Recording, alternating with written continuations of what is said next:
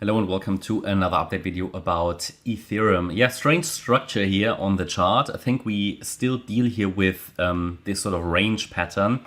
It is still technically possible that this is an Elliott Wave triangle, but it starts to look very strange now. Would have been great yesterday to have a local low here and then to break out to the upside, but now it seems to be extending, shows some weakness.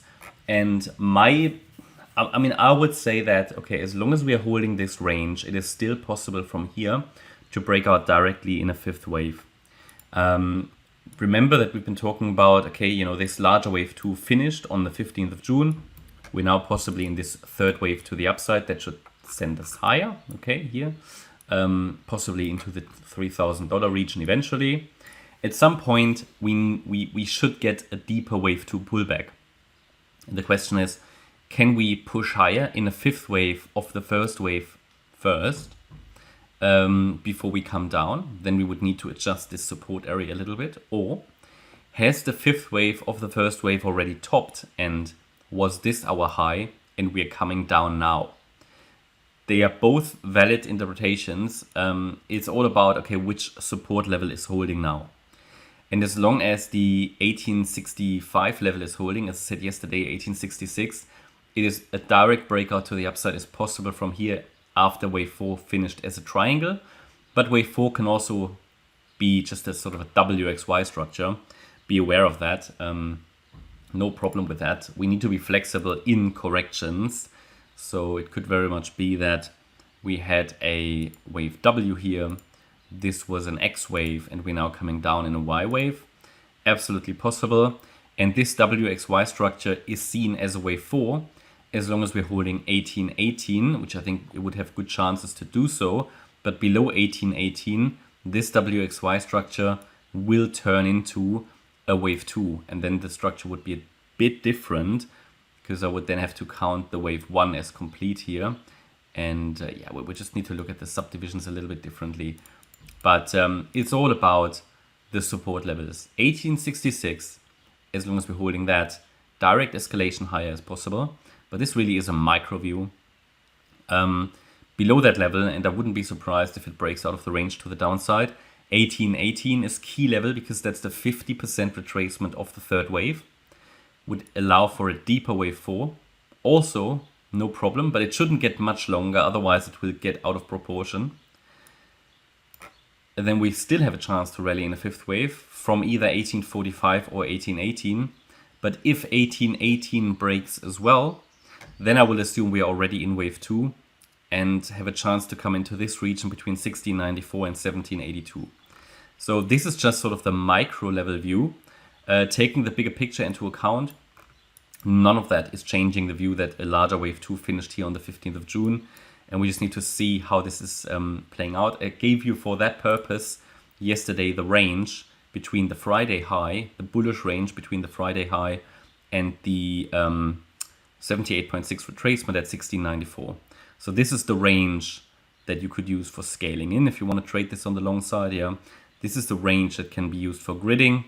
It is just the bullish range. And overall, you can make it very simple and say that as long as we're holding 1694, we can focus on higher. Should tell you a lot about a possible stop loss and everything, right? Just be aware we have two support areas just above each other, or one on top of the other. If you set a stop below 1818, for example, it might very well be that it just comes back to 1782 and then rallies. So that's why I often say when I've got two support areas, I usually use the lower one for trading, and set position sizes according to that stop, depending on which time frame you're trading. I mean, this is only the analysis. There are hundreds of ways of trading this. But yeah, the trend is up, and we can assume we are in a third wave rally as long as we're holding 1694. I think that is that's the key really to understanding this. And as long as we're holding 1694, the view is that a third wave rally can start and eventually take us into the $3,000 region. But I also said before, it won't be an easy ride. It will probably be a bit of a rocky road. I would prefer, from looking at this, I would prefer one more high just by looking at it, but it doesn't need another high. We could make the case of counting this as the wave 1 high here on the 23rd of June. Yeah, and there's also not really a way of saying, okay, which one is the most likely ones, because it's all about the pivot points. Okay, which support levels is the market holding at the moment? And the main one is 1694. Anything above that, of course, the market doesn't need to come down that low. That's why I give you a range. And the breakout point is, of course, the 1936 level to the upside, the Friday high.